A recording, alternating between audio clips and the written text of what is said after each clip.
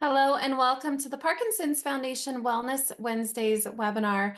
The Parkinson's Foundation is a dedicated nonprofit organization committed to enhancing the lives of those living with Parkinson's and impacted by Parkinson's disease. We focus on improving care and advancing research, ensuring that all our efforts are closely aligned with the needs and priorities of the Parkinson's community. Today's webinar focuses on Parkinson's 101. We'll be offering a basic overview and a foundational understanding of what Parkinson's disease is, what causes it, and how to treat symptoms.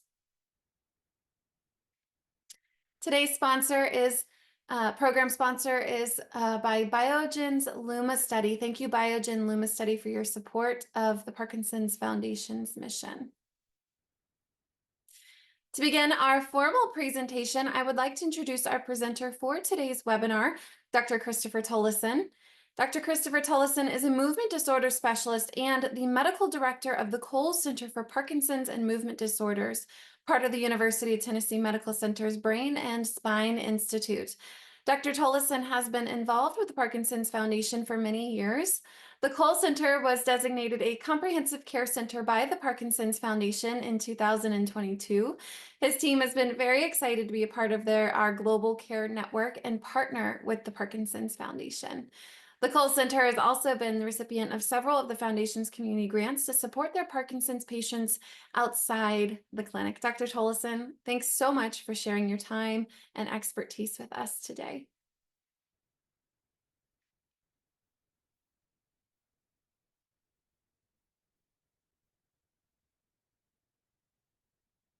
Krista has not let me share my screen here. Okay, let's try that again. There you go. Okay, great.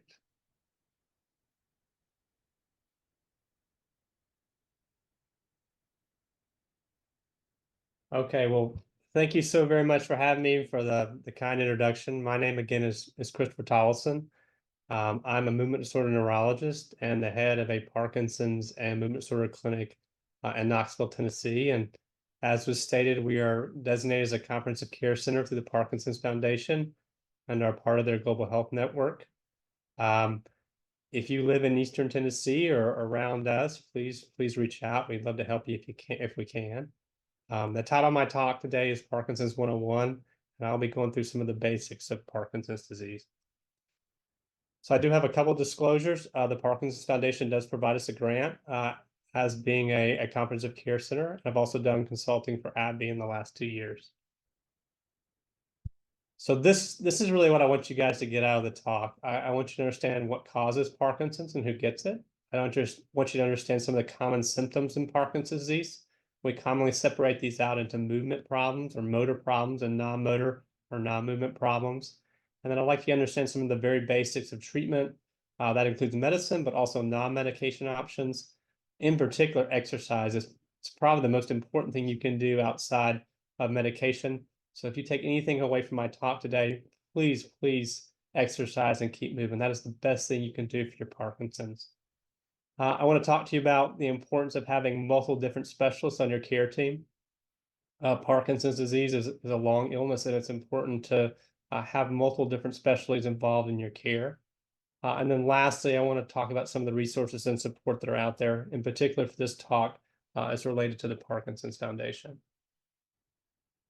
So what is Parkinson's disease? So Parkinson's disease is a progressive brain disorder. If you see a doctor, they might use the term neurodegenerative disorder. And what is happening is that in your brain, the nerve cells that make a chemical called dopamine are dying off. And that's going to affect you in a lot of different ways. So Parkinson's disease is commonly thought of as a movement disorder where you don't move as well, but it affects a lot of other systems in the body. And you have a lot of other problems that we call non-movement problems or non-motor problems. We can't cure the disease, but we are effective at treating a lot of the symptoms. So the way I equate it to patients that come into my clinic is talking about your blood pressure or diabetes. We can't necessarily cure those conditions either, but we do have good treatments for that. So I would approach your Parkinson's disease like that. Outside of medications, it's also really important to be healthy. I'm going to stress this over and over again. Exercise. That really will help your quality of life and help you with your short and long-term outcomes. I think what's written down there in the blue is really important. Parkinson's patients do not live as long as someone in their same age group without Parkinson's disease, but the difference is not marked. This is a very slow-moving illness. This is something that you're going to be dealing with for many years. And so it's important to maximize your quality of life as much as possible as you're kind of going through your journey. So who gets Parkinson's disease? So Parkinson's disease is the second most common neurodegenerative disorder behind Alzheimer's disease, and it's only increasing. We estimate that about 1 million people in the United States have Parkinson's disease and about 10 million across the world. Certainly, it can affect anyone regardless of race, ethnicity, or gender. I will tell you that biological males, as compared to biological females, are about 1.5 to 2 times more likely to get Parkinson's disease. Parkinson's disease is definitely a disease of people as they get older. Older age is the most defined and well-recognized risk factor for Parkinson's disease. The average age is around 60 years old. You can certainly get it later than in your 60s, and you can also get it when you're very young. Some people get it in their 20s to 30s. This is not what I would call garden variety or idiopathic Parkinson's disease. We commonly refer to this as familial Parkinson's disease because typically that is caused by a genetic abnormality. Those same genes can contribute to garden variety Parkinson's disease, but they're not the main cause like you would see with familial Parkinson's disease. So this is kind of a busy slide. What I want you to take away from this is we think Parkinson's disease can be occurring in the brain for decades before you come in to see someone like me because your movement is starting to get affected. And so we can see more subtle things happening, and a couple of these are listed on the slide. So one of the things we see is acting out of dreams at night. You can also see loss of smell, and you can see some of these more vague things like constipation or dizziness or fainting. So all of these things can start occurring before you start having the movement problems. And I think besides understanding that Parkinson's disease can happen for many years before you start having the movement problems, the other thing I want you to take away is, I don't want you to worry about maybe just a loss of smell or constipation. These things can be correlated or caused by a lot of different things. But when you're starting to see a collection of these and starting to have more problems with your movement, that is starting to get concerning. And you should go and see a doctor if you're starting to see these types of things in with each other. So what causes Parkinson's disease? The simple answer is we don't know. It seems to be a combination of a lot of different things. Genetics and environment can both contribute. I usually tell my patients that I think of Parkinson's disease as more of a syndrome than a disease. I think there's a lot of different causes within each individual, and those causes may be different from individual to individual. So as listed here on the slide, genetics can certainly play a role. So I mentioned earlier that if you're very young, it's not uncommon to have what we call familial Parkinson's disease, where you have a clear genetic cause, and that's about 10 to 15 Parkinson's, or 10 to 15% of Parkinson's patients. But those same genes can contribute to garden variety or idiopathic Parkinson's disease as well, just not the main cause. Environment or environmental exposures can certainly do it, or at least contribute. So we think about pesticides, we think about heavy metals, we think about certain solvents. We're also even starting to worry about air pollution as a potential contributing factor to your Parkinson's. Then other risk factors that we think about, again, older age is the most well-defined and recognized risk factor.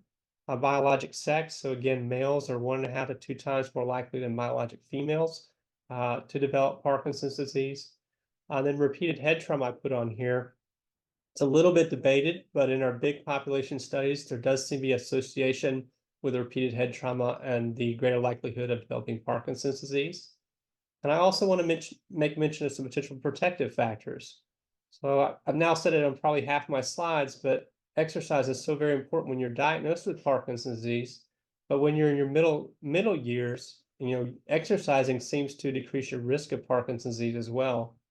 A good diet is important, particularly the MIND diet or the Mediterranean diet. Those diets tend to have a lot of color in the diet. So you have a lot of fruits and vegetables. Green leafy vegetables are important, nuts, legumes. Meat is important, but certainly in moderation. You also want to focus more on fish and meats like poultry or chicken. You want to tend to avoid the red meats. You also really want to avoid processed food. So there is some data out there that may decrease your risk of developing Parkinson's disease, and there's also some data that it potentially could help with Parkinson's disease as it progresses. In our population studies, we've seen that caffeine and coffee may be protective. People that drink a lot of caffeine or coffee seem to have less incidence of Parkinson's disease. And then I put this in italics, smoking. So I do not want you to take away from my talk that you should go start smoking. Smoking is obviously well recognized as a serious health problem. It can cause lung cancer, it can cause a lot of problems with your lungs.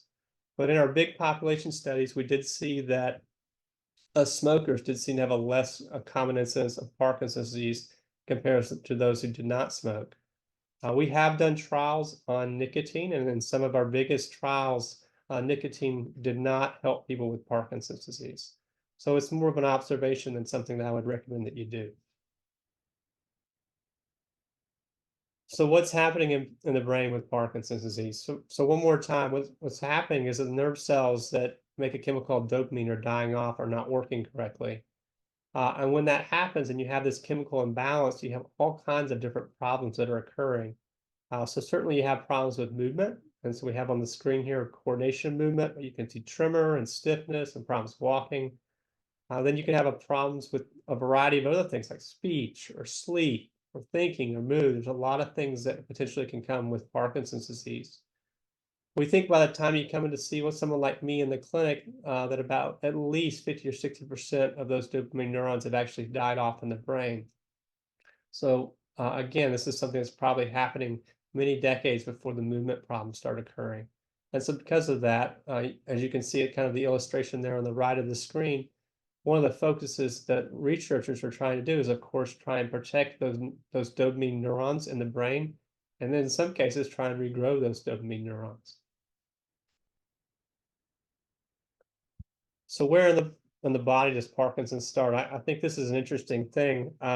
So for the longest time, we thought that Parkinson's disease began in the lower part of the brain and then moved upward into the areas where those dopamine producing cells were really concentrated. And what we're recognizing is that may not be the case. So if you look at this slide and you look at the illustration on the right, that's a picture of something called a Lewy body, and it's composed of a protein called alpha-synuclein. This is the most common thing we see underneath a microscope when we're looking at Parkinson's disease and certain Parkinson's-like conditions. And what we're finding is that alpha-synuclein and these Lewy bodies are actually occurring elsewhere than just the brain. In particular, we started to worry about deposits in the gut. And so some think that the Parkinson's disease pathology is actually starting in the gut and then moving up a large nerve called the vagus nerve into the brain. So it certainly may be that Parkinson's disease starts in the gut, or at least Parkinson's disease starts in some people in the gut and then moves up into the brain.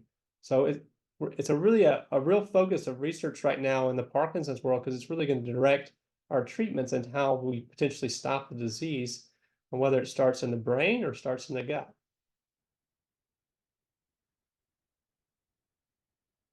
So what should you know about the symptoms? So again, we think of Parkinson's disease as a problem with movement. We call it a movement disorder.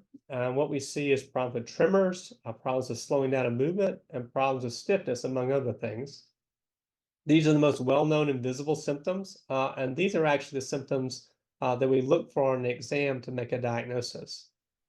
But again, it's not just a movement problem. It can affect a lot of different systems in the body, include bowel function, bladder function, get problems with your blood pressure or your mood or your thinking. There's just a lot of things, unfortunately, that potentially could come with Parkinson's disease.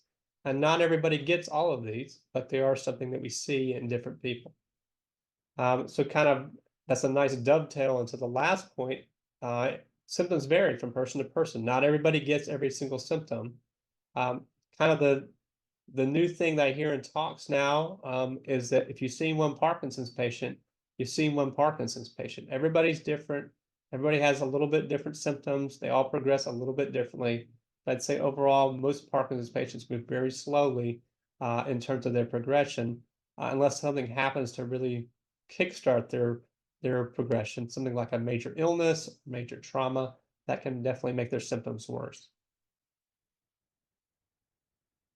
So this is a slide on those movement problems that I keep alluding to. So when you're seeing a doctor, what you have to make a diagnosis of Parkinson's disease is slowing down a movement or trouble with coordinating movement. And we primarily assess that by watching you tap your fingers. The fancy doctor term that we use is bradykinesia, or slowing down a movement. And then you have to have one of two other features, either shaking or stiffness. So the shaking or tremor that we see is typically in the hand or foot, and it's typically when you're sitting still. We call it a resting tremor. But you can see it elsewhere. You can see it in the head or the neck or the jaw. This is the most recognized symptom, but not everybody has tremor, and you don't have to have tremor to make a diagnosis. You could just be slow and stiff. So the stiffness also, typically we think of more in the extremities, but you can see it more in the trunk and see it more some in the neck. And so a neurologist is checking you is probably going to be moving your arms and legs, trying to feel for any resistance that they might feel is kind of the classic Parkinson's stiffness.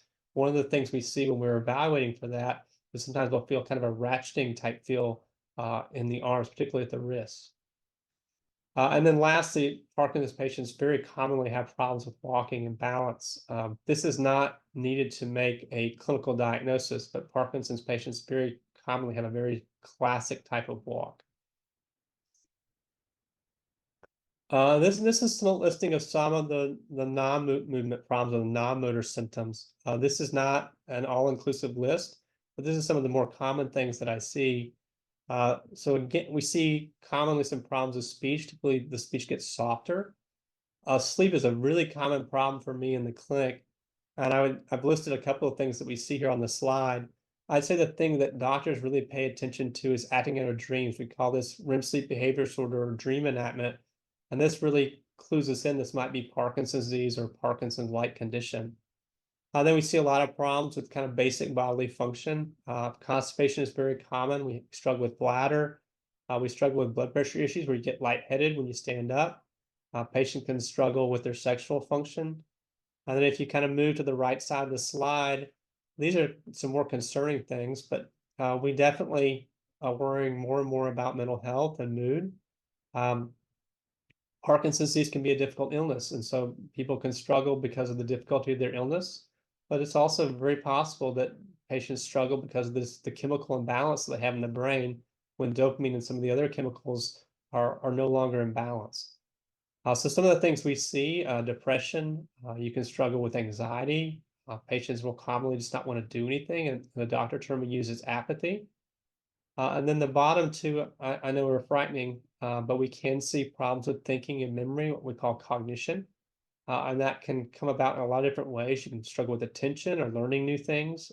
Thinking can slow down. You can have problems remembering.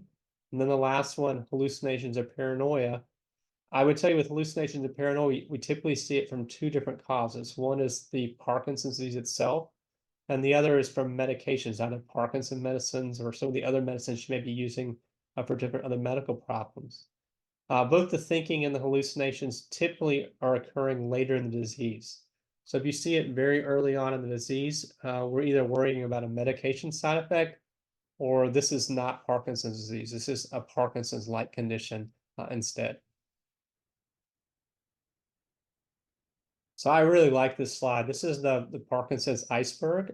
This is popping up also in a lot of lectures and papers. And I think this is a really nice illustration of a patient's journey. So if you look at this picture, you look at this big iceberg, only a little bit of that iceberg is above the water. And that's your movement problems. Then you have all this other stuff that's happening, these non-motor symptoms that are happening below the water that people don't see. And so as a movement disorder doctor or anybody that treats Parkinson's disease, we're really trying to focus more on these non-movement problems, these non-motor problems, because they can commonly be a lot more disabling. Our treatments are not always as good, but we can treat a lot of the symptoms that would kind of fall under this non-motor umbrella. Oop. So how do we diagnose Parkinson's disease? So there is not an objective test. There's no 100% way to diagnose Parkinson's disease. We make a diagnosis by certain clinical criteria on your exam, and we support that by the story that you tell us in the clinic and also how you respond to Parkinson medication. Um, I would tell you the more experience a doctor has in treating Parkinson's disease and seeing Parkinson's disease, the more accurate that diagnosis is going to be. And so, someone like me who's a movement disorder specialist, that's what I trained in. That's what I see every day. It's really important to have a point man who's either a movement disorder specialist or a neurologist that's very comfortable with Parkinson's disease and has a passion for Parkinson's disease. One, to give you the best and most accurate diagnosis, but also because everything in medicine is getting more complicated. Internal medicine has gotten more complicated and more diversified, and now neurology is getting more complicated and diversified. And so neurology is splitting up into different specialties. And so Parkinson's disease or movement disorders is one of those specialties. It's just getting a lot more complicated. And so you want someone that, seeing it every day, but also someone that's paying attention to what's going on in the literature and the research world to give you the best treatment possible. So one more time, we don't have a blood test or an imaging test to diagnose Parkinson's disease. It's made by a clinical exam, but we do have supportive tests for difficult cases. So the test that's most recognized and well established is the DAT scan. That's been around the longest. So with that scan, it's an imaging scan of your brain, and we're looking at dopamine uptake. But we're starting to have more tests out there, and we're now having several tests that look for that protein deposit called alpha-synuclein, if you remember back to the earlier slide. And we can now do skin biopsies, and there's also the ability now to check the fluid that coats your spinal cord for alpha-synuclein as well. There was actually a big paper that came out about a year and a half ago about the spinal fluid testing alpha-synuclein, and this really garnered a lot of press and was really exciting in the Parkinson's world. So, again, this is not diagnostic. There's a lot of things besides Parkinson's disease, so-called Parkinson's-like conditions that would be positive on these tests, but it can help us in certain cases. So the most common movement disorder that we deal with is something called a central tremor, and that's normal with these tests. And the other thing I like to use these tests for is that certain drugs, particularly antipsychotic drugs, which can be used in different mood disorders as well as just plain depression, can cause a Parkinson's-like state because they block dopamine. And so these tests would be normal in that case, and they could let us know if this is a drug problem or if this is actually a problem because there's changes in the brain. So I get this question a lot, and I know this is a very frustrating one for families, is when you come into the doctor's office, you may get told you have Parkinson's disease, you may get told you have Parkinsonism, you may get told you have atypical Parkinson's. And I always get asked, what the heck does that mean? So the way I would try and explain it is that Parkinson's disease is a very specific diagnosis where you have the findings on your exam to meet criteria, but your story also makes sense. And you typically respond well to Parkinson medication. All of that lets us feel very comfortable with a Parkinson's disease diagnosis. If that's not the case, you might get a different term, Parkinsonism or atypical Parkinsonism. So this is less specific. And so what the doctors are seeing is either the exam does not meet all the criteria that we need to make a diagnosis of Parkinson's, or there's something more on your exam that makes us a little concerned. And so we might use the word atypical Parkinsonism. Or outside of your exam, your story doesn't make sense. Or maybe you don't respond to the medicine the way we think you should. All that would let us know that maybe this is not classic Parkinson's disease. And then to make it even more frustrating, if you look at that bullet point, what we're asked to do is doctors that treat Parkinson's disease is reevaluate you frequently at almost every visit, because we don't have that objective test.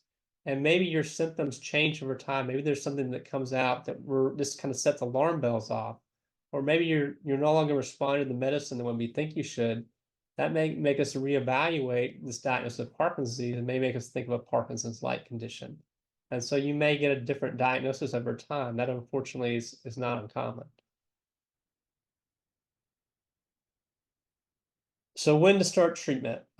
This is always a really difficult decision to make. And I would say it's an individual decision to make. I would really encourage you, depending on where you are in your Parkinson's journey, to have a really good conversation with your treating doctor. Um, I do not have a medication or treatment that is curative. All my medications cover up symptoms, and they all have potential to cause side effects. Uh, because of that, we really go by how much symptoms bother you. I would tell you that most doctors, if you're really debilitated or struggling with your symptoms, they're going to push you to start treatment. But outside of that, there's a lot of give and take and back and forth between the provider uh, and the patient. We have recent data that's come out where they've looked at delaying levodopa, which is our main Parkinson medication, or starting it very quickly. And the outcomes, both the good and the bad outcomes, seem very similar out to 5 years. And so I've listed on the slide, the goal of treatment is really to manage your symptoms and to give you the best quality of life as possible.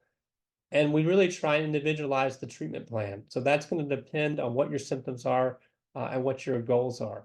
And so one more time, I'd really encourage you to have really good discussions with your treating doctor so that you can make sure your goals are being met. So this slide is really stressing the importance of having a multiple or a multi-specialty team. That's really important with Parkinson's disease. You really need a good point man. And so again, your movement disorder specialist is someone that sees Parkinson's every day, that's really staying up to date on literature on Parkinson's. But depending where you are in the country, you may not have easy access to a movement disorder specialist. If you live in a very rural area, you may not have someone right there. It may be that you can travel a couple hours, maybe once or twice a year. Or maybe you can do something like telehealth, which has gotten a lot more prevalent since COVID. So hopefully you can do that. If you can't, either you're using a general neurologist for more regular care, or maybe you're alternating between seeing a movement disorder neurologist and a general neurologist. But again, you want someone you can talk to, and you want someone that's well versed in Parkinson's disease as kind of your point man. And then there's all these other people that are going to be helping you with your Parkinson's journey. So I have a social worker in my clinic. A nurse navigator can do a similar role, but they're invaluable as part of your care team in terms of helping you with difficult issues, counseling, helping you get education and access to things in the community, helping you with equipment, and if it comes to later into the journey, helping you with assisted living and higher levels of care. So it's really, really important to have someone like that on your team as well. And then I use a lot of ancillary care, your physical therapist, your occupational therapist, your speech pathologist. It's so important to help or stay moving. And so these different team members can help you do that as well. And then mental health or mood problems, again, can be an issue. And so having a psychiatrist or psychologist in your team can often be very helpful depending on what's going on with your symptoms. And then lastly, at least on this slide, is a pharmacist. Parkinson medication regimens can sometimes get quite complex. You can be on multiple different medications which can interact. And so often it's helpful having their expertise to kind of comment on how your medications are interacting, how you're doing in terms of potential side effects. This list is not all inclusive. I mean, there are a lot of community resources out there that I didn't put on here. Fitness professionals, community support group leaders. I mean, dietitians. I mean, there's lots of people out there that would potentially help you with your Parkinson's disease outside of what's listed here. So finding the right doctor, we kind of already touched on this, but it's really important to find a point person that's very familiar with Parkinson's disease. A movement disorder specialist is someone that's trained for Parkinson's disease, and is particularly going to be focusing on what's going on in the literature. But you could also, depending on where you live in the country, need to go see a general neurologist a little more often. I would just ask you to find someone you can talk to again, and find someone that clearly is staying up to date on what's going on in the Parkinson's world. If you look to the left of the slide, you can see a number to get information. The Parkinson's Foundation has vetted different centers across the country and across the world, which they have identified as centers of excellence or comprehensive care centers. And you can know that they've looked for certain criteria to make sure that they can treat people's Parkinson's disease particularly well. So these are very good centers to seek out, and this number can let you know what's in your general area. So treatments. So this is going to be very broad. So in terms of medical and surgical treatments, we have a lot of medications available for both your movement problems and your non-movement problems that are related to Parkinson's. I would say our movement treatments tend to be better than our non-movement treatments. Most of our movement treatments are directed towards either replacing dopamine or helping the dopamine that's still in your system. And we also have surgical options for motor symptoms when the medications are not adequate. And then outside of medical and surgical therapies, we have a lot of non-medication options. So I know I'm beating a dead horse, but exercise is going to be your best treatment. I really, really encourage you to exercise. And again, your physical therapist, your occupational therapist, your speech therapist can be good ways to get some of that exercise. And then again, counseling or therapy can be helpful if you're dealing with mental health issues. I tell people all the time we have to treat the whole person, and if we're not treating your anxiety or depression, you will struggle. And so we have to treat those things in addition to your movement problem. So these are some very basic medications. Levodopa is our mainstay. This is dopamine replacement. We also have a class of medications called dopamine agonists that act like dopamine in your brain. We have something called MAO-B inhibitors, which we use by themselves and with other treatments.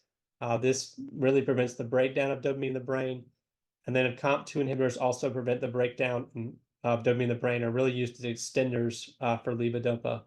This is not an all-inclusive list. We have a lot of different medicines. There's a lot of different formulations of levodopa. There's a lot of different dopamine agonists.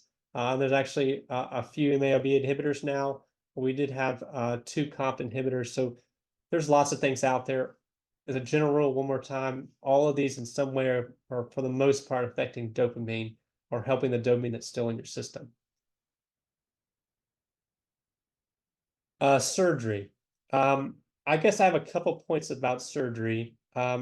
Surgery is not a treatment of last resort. We like to use surgery kind of in your mid journey of your Parkinson's disease. I would also tell you surgery is not something everyone has to have. This is just another option for people's Parkinson's. Surgery is not curative. You do need to have frank discussions with your doctors about the pros and cons of surgery, just like with medication. And so the two that we have FDA approved here in the United States are deep brain stimulation, which is the brain surgery. This uses electricity to help modify your symptoms. And the type of patient that we're really looking for is someone who's had a really good response to medication, but that response is not lasting. And they're starting to have some problems with the medication, particularly something called dyskinesia, which if you watch me on the video, you kind of have this writhing type movement. And so that surgery can give you a longer on more often. We say kind of my ideal response with DBS would be your best on more often without the dyskinesia. And the Duopa is a pump where you have a pump that has a tubing that goes down through a hole we make in your stomach down into your small intestine, and it delivers levodopa continuously in a paste form. And the same type of patient would be good for this therapy as well. They've had a good response to medication, it's just not lasting, and they may have some complications like the dyskinesia related to the medication. There's also MRI-guided focused ultrasound that I'm sure some of you have read about that works really well for tremor. And then we're hopefully going to have some new therapies from a surgical standpoint in the near future that may help patients in a similar stage in their journey to the ones we currently have.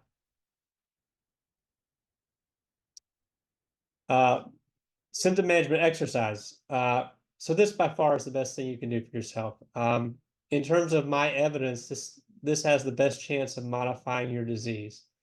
It will help you with your short-term outcomes. It will help you with the long-term outcomes. It will help with quality of life. It is so very important. And I think what I would really like to ask you to take away from the slide and from this topic is that just do something. Find something that you can enjoy, that you can keep up. I don't want you to do something for a couple weeks or a month, be miserable, and then stop. This is something you have to do for the rest of your life. And I guess another point would be vary what you do. It's really good to do some cardio, maybe do some light weightlifting or weight training. please don't do the college fraternity boy workout. I just hurt myself and now I can't exercise at all. You don't want to do that. So really lightweight, high reps. Maybe you do some resistance bands. Um, do something to help your balance. I mean, just vary what you do. That's really important. We don't have a lot of compared trials, but something to get your heart rate up, to get you sweating a little bit a couple of times a week seems to be really, really good.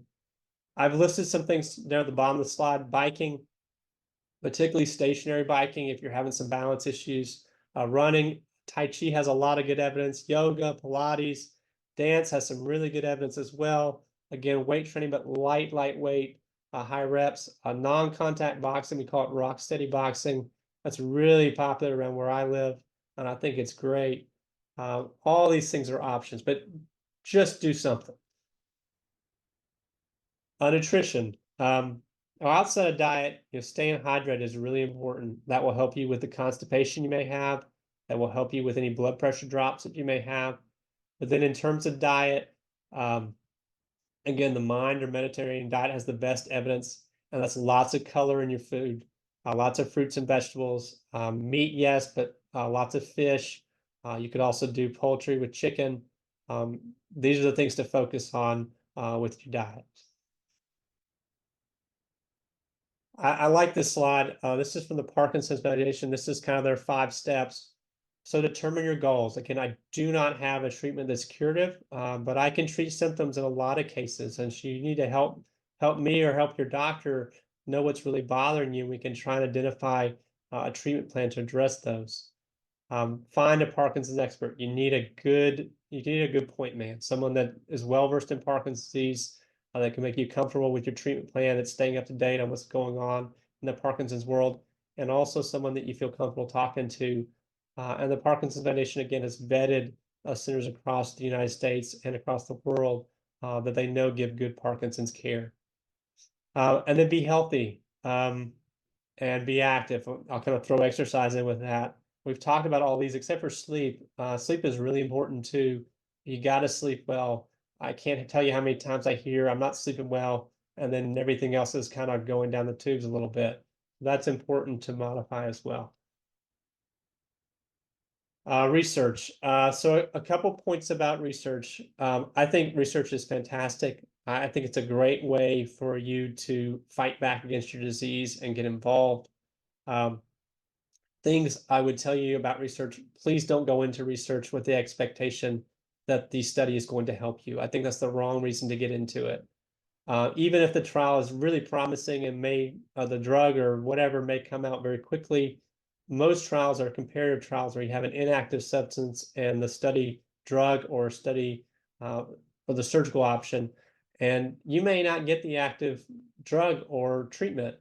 And then these drugs are being studied for a reason. We just don't know, and many of them take years upon years to come out. So I would encourage you, if you're going to do it because you want to fight your illness. Do it because you want to help the person down the road that might have Parkinson's disease. Don't do it with the expectation that this is going to fix you or cure you. There's a couple places you can go, which are listed here at the bottom of the slide. Clinicaltrials.gov is great. There's a listing through the Parkinson's Foundation.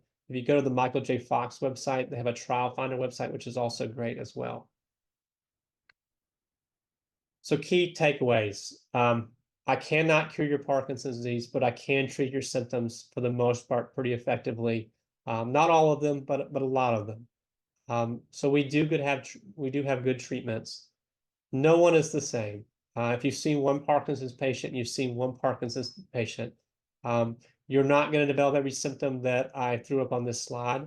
You may develop very few of the non-motor symptoms. You may develop a lot of them, but everybody is different. And so because of that, we really have to personalize our treatment plan for the individual. I would encourage you, as you go through your Parkinson's journey, identify what's important to you and what symptoms are really bothersome, and we can tailor our treatments to try and help you as best we can.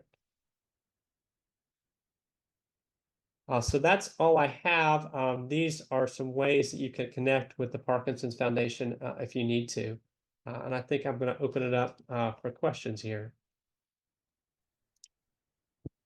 Thank you, Dr. Tellison. Really appreciate The level of commitment and compassion that is so felt, even through this virtual world, that you have for your patients. So thank you for the work that you do for our community. Oh, you're welcome. Um, Wow, thanks to you guys too.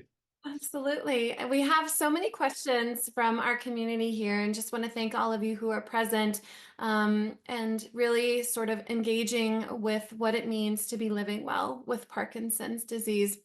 One of the highlights, Dr. Tolleson, that came through was exercise, of course. So, one of the key questions that we get often is what kind of exercise, how often, intensity. Do you have any recommendations for Carol, who's asking these questions of what kind of exercise, what should we be doing, how frequently, and what the intensity should look like? Yeah, I'm going to repeat the same thing I said for the most part. Find something you enjoy that you can keep up. The worst thing you can do is go at it. Everyone has their New Year's resolutions. They only do it for a couple weeks and then they stop, and then it doesn't help you long term. You need to find something you can enjoy. Another thing I would tell you, maybe I didn't mention in the slide, is go slow. You don't want to go out there and try and run a mile or 2 miles if you haven't run in forever. Maybe you just walk a block. And then the next week you walk 2 blocks. And the next week you walk 3 blocks. Just build it up slow. Um, I do think something where you can get your heart rate up and sweat a little bit a couple times a week is good. And again, I do think it's important to vary what you do. So because different types of exercise treats different types of things. So do a little bit of strength training. Again, low weight. Do something cardiovascular. Do something to work on your balance. If you need a little bit more direction, physical therapists can be great to do that. There's lots of different group exercise classes out there. I don't know your individual community, but a lot of the Ys do things. They'll do a pedaling class or aquatic therapy. Again, there's boxing classes. I would talk to your treating doctor about what's available in your community, because group exercise plans can be a little bit more helpful in structuring your exercise. So all those things can be good. Thank you for answering. And there are so many resources to tap into that are free, that insurance can support us through. So please, Carol, reach out to the Parkinson's Foundation's helpline. We can help you navigate the possibilities of what good movement looks like for you or your loved one living with Parkinson's. Another topic of interest for our Parkinson's 101 today is supplements. We've gotten so many questions about supplements, and lots of interest in learning more about the impact, the reaction of supplements. And one of our viewers, Jen, asks, what supplements are recommended for staying healthy with Parkinson's? Yeah, I get that question a lot. I would tell you there's not a lot of great data out there on supplements. I tend to follow the data as much as I can. One of the more popular ones we have out there is coenzyme Q10. And there are some smaller studies that have looked at coenzyme Q10 and have been positive. In our biggest studies on coenzyme Q10, they did not see a positive effect. I don't think it will hurt you to use coenzyme Q10. That's probably the one that I see most patients on. Um, Kind of a multivitamin is probably a good idea for Parkinson's disease. You can see decreases in vitamin D and sometimes in some other B vitamins. We don't have any good evidence that taking vitamin D or these vitamin B vitamins outside of a normal range is going to help your Parkinson's disease anymore. But it would be a good idea, if you're worried about something like that, to get vitamin D checked through your PCP. And it's a good idea to be on some vitamin D if that's a low. Outside of that, I don't have any that I really push. Um, we just don't have the data. And I think just like with medication, when you take a lot of different supplements, we don't always know what's going to happen. So I would just be careful about taking a lot of different supplements. I think if I was going to do it, I would just do the coenzyme Q10. But I understand the desire. I mean, no one wants to take medicine. I hate taking medicine too. It's just we don't have the data that it helps the degree that people would like. I think overall being healthy is the most important. So we've already mentioned exercise, but eating a healthy diet probably helps you out more than anything else. Thank you. And you had alluded to the follow-up question was, do you know, aware of any supplements that cause negative interactions with Parkinson's and or carbidopa levodopa? I think I would be most careful with B6 because that can cause some interactions with levodopa. The other one we worry about is iron because that can cause some problems with absorption. with the levodopa. So if you're taking the iron, you want to make sure you separate it out, and the B6, if the levels get too high, that can be a problem. Mhm. Susanna's asking, is there any relationship between blood pressure and vitamin B12? I don't know of any relationship between those two. Low blood pressure, though, just in Parkinson's disease, is a common issue. So what happens is that the regulatory mechanisms in your body don't work correctly, and so when you stand up, the blood pools in your feet, and so you get lightheaded because you're not getting blood to your brain, and that's either a consequence of the disease itself, or we see it because of some of the medications that we use. So that's a common issue we run into. And Carol is asking, or sharing rather, when I increase my Ritari, I get awful lower back spasms. Have you heard of others complaining of this? Not specifically that, but I guess one thing I'd worry about just from that description is dyskinesia, where people start writhing around. I don't know if that is your experience, but when that happens, people could potentially have some problems with spasming in their back. So I guess the first thing I would look for if I was treating you is making sure I'm not seeing a lot of writhing. The other thing I would be concerned about is there's something called dystonia, where you Mhm. can have twisting in your muscles, either in your trunk or in your arms or legs, and that can happen with higher doses of medication or lower doses of medication. So that also could be a complication. I would say, just generally speaking, if you're noticing problems with a drug and with increasing a drug, you need to talk to your treating doctor and make sure that you guys are on the same page and adjust the medication where you feel better. We also have a question. When is it time to consult a social worker? When would you suggest a community member to consult a social worker? I get my social worker involved with my patients the first day they come in. I think it's always good to talk to a social worker. Certainly, if you have identifiable needs where you're looking for help with education, she helps me with equipment needs. She helps me with later on in the disease when we're talking about higher levels of care. She's also just a good person to talk to for my patients. Again, Parkinson's disease can be really difficult, and I think we recognize that.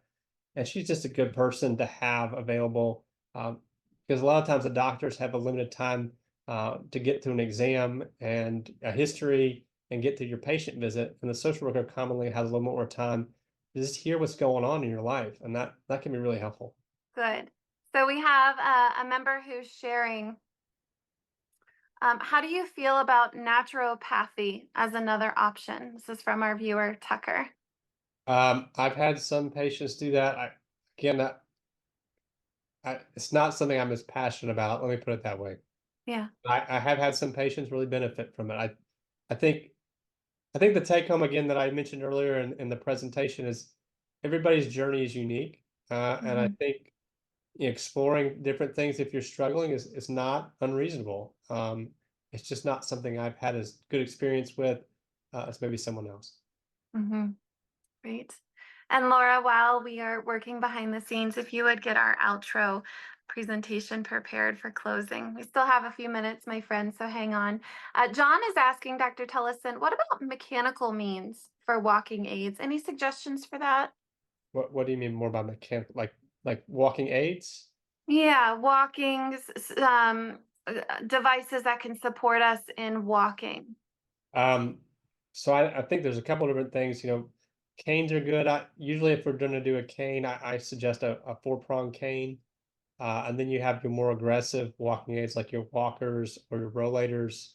One of the ones we use here where I live is something called a U-step walker. We call Mm, it kind of the Cadillac of walkers where I am. But that can really help with people that are starting to have what we call freezing, where they're sticking to the floor.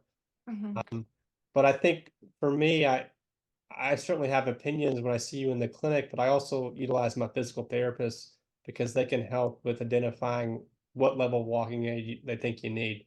mhm, So in terms of when I tell my patients in terms of things that will really hurt you, one of the big things that will hurt you is repeated trauma and falls. And the other one, which is not related to your question, is swallowing and choking and getting an infection in your lungs. And so if you're starting to notice some imbalance or you're starting to fall, we're going to want to start thinking about walking aids, and we'll ramp those up depending on what's needed with your personal case. mhm. Okay. Thank you for outlining how unique Parkinson's can be and the measures we need to consider before making more personal recommendations. So Caroline is writing to us, and she says, you mentioned how important sleep is, and it's so difficult to get a good night's sleep when you have REM, sleep disturbances. Is the only way to manage REM by taking medication, or are there other options for us to explore? Yeah, so I guess what I would tell you is, at least in our studies, and that doesn't seem to be your personal experience, but in our studies, sleep quality is not as affected. It's a lot Mhm. because of that. Of a lot of our treatments are geared towards you not bothering your spouse, i.e., hitting your spouse, or you being safe. Because some people with REM sleep behavior disorder can, fall out of bed or injure themselves in their bed. And Mhm. so non-medication options would be common sense type things, lowering your mattress, putting up bed rails, putting pillows between you and your spouse, moving your bedside table away so you don't swing your arm out and hit a lamp and cut yourself, moving your bed up against the wall. And then the two most common treatment options are melatonin, which you can get over the counter, which I use a lot in my sleep dysfunction. It sometimes works, but I would Mhm. say it's the safest one out of the sleep medicines we use. And then the other one is something called clonazepam, which is a sedative, and that can certainly help. That's a better medication. It comes with its own risks and side effect potential. So I tend to use that as a second line option because I think melatonin's a little bit safer. I'm not surprised that this question came through, and I thought of just asking it off the cuff, Dr. Tolleson. Um, does cannabis help Parkinson's disease or symptoms of Parkinson's? Can you speak to what we know about the influence of cannabis and its relationship to Parkinson's? I'd say the questions I'm getting are kind of the questions I get in my clinic, and nobody wants to take Uh-huh. medicine. I hear you. I would tell you one more time that the best data is in the medicines, and in some awful way, we are medicine pushers. Um, but I would tell you we have looked at cannabis. The trials are not great, but we have looked at it. None of the big organizations, and that would include the Parkinson's Foundation, are recommending cannabis as a treatment option. Mhm. Um, it does clearly seem to help sleep in certain cases. It helps appetite. It can help pain. But in terms of primarily helping like your movement problems, there's just not good data to suggest that. Now you will find videos online, I'm sure, where people are singing the praises of cannabis. I'd say anything that kind of calms you down can commonly decrease your movements. I think that's probably the main thrust with a lot of the cannabis videos you'll find out there. Mhm. My personal experience with cannabis, if you're trying to calm down your movements, is that patients try it for a while. Some of them really like it, and then they end up stop doing it because it doesn't help after a while. I just don't think we have good data that it helps your movement problems, and that's been my personal experience as well. But it can help other things. So again, sleep, I've had some benefit with it. Mhm. Appetite, a lot of patients are losing weight in Parkinson's disease, and pain's not uncommon in Parkinson's either. And so Mhm. there can be some benefits with it. Great. Thank you for outlining the benefits of using cannabis. That could be, again, unique to your experience of that treatment option. Rob is asking, is it known what about exercise actually helps Parkinson's disease, or is it just to stay active? Can you speak a little bit more to the research of exercise and its relationship to PD? Yeah, so there's a lot of stuff out there. So on a gross level, yes. I mean, I think just staying active helps your range of motion, helps your balance, it helps your mood, it can help your sleep, it can help your energy level. Um, on a very gross level, there's tons of benefits with exercise. In terms of what's going on in the brain, there's this term called neuroplasticity, and there's thoughts that maybe some of the exercise helps um, rewire your brain a little bit. And there also is some evidence out there about potentially helping with the dopamine cells. Thanks for sharing that, Dr. Tellison. And thinking about our time together today, are there any remarks that you would like to make as we end our webinar for Parkinson's 101? Yeah, I I get a lot of people that come in and nobody wants to hear Parkinson's disease. And I don't want to discount it's a tough diagnosis to get and it can be a hard journey. But I would just encourage you again, this is a very slow moving illness. This is something you're going to have for many years, and you can fight it. Um, you can fight it, and we have good treatments to help. And so I would encourage you to get a good support system, find a good doctor, and live your life. This is not something that you're going to fall apart in a couple of weeks, couple of months. Can avoid the big triggers like a major illness or a major trauma, and enjoy your life, live your life, um, and as much as you can, do the things you want to do. Be safe about it, but do the things you want to do. Thank you, Dr. Tolleson. Really appreciate your time and your effort in sharing today. And in closing, I would like to just share some final slides with you all to stay connected with the Parkinson's Foundation as you navigate your journey with Parkinson's disease and get connected to resources near you. The Parkinson's Foundation hosts weekly education and wellness programs through our Beauty Health at Home virtual programming. Join us for Mindfulness Mondays, Wellness Wednesdays, and Fitness Fridays. Our next Wellness Wednesday will be hosted live on Wednesday, August 14th. There are many daily challenges associated with Parkinson's disease that may lead to social discomfort and ultimately isolation. Next week's webinar will focus on a few that may be less talked about, including drooling, urinary incontinence, dyskinesia, and even eating in public. We will discuss how each impacts the person with Parkinson's and address ways to speak to family and friends about how these visible symptoms can cause self-consciousness in social situations. You can find out more about our programming and register for our PD Health at Home programs at parkinson.org/PD Health. And taking another moment to thank today's program sponsor, Biogen's Luma Study. Thank you, Biogen Luma Study, for your support of the Parkinson's Foundation's mission. Please do not hesitate to reach out to the Parkinson's Foundation. We have a comprehensive website with many resources that address everything related to Parkinson's disease at parkinson.org.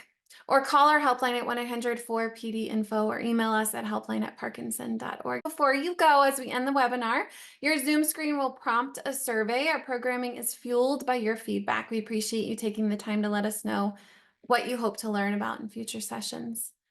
Take care. And Dr. Tolleson, thank you again so much for your time and your commitment to the Parkinson's community. And many thanks to all of you joining us today. We'll see you at the next Wellness Wednesday. Be well.